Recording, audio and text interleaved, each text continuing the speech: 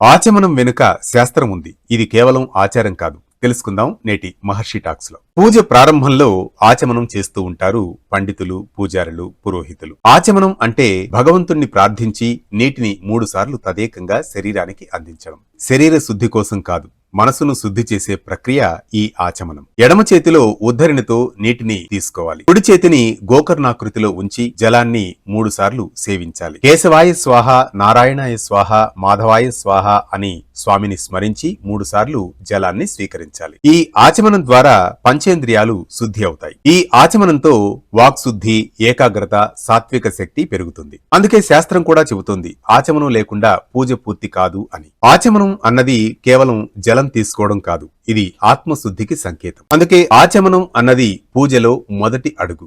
ఇది ఆచమనం గురించిన విశేషం. ఇలాంటి మరిన్ని అంశాలతో కొనసాగేందుకు యూట్యూబ్, ఇన్స్టాగ్రామ్లలో సబ్స్క్రైబ్ చేసుకోండి. మహర్షి టాక్స్ మీ ఆర్కే కొత్తకోటతో. మన సంప్రదాయాలు, ఆచారాలు, పండుగలు, పర్వదినాలు వీటన్నిటి కోసం మీ మొబైల్లో డౌన్లోడ్ చేసుకోండి వేటు న్యూస్.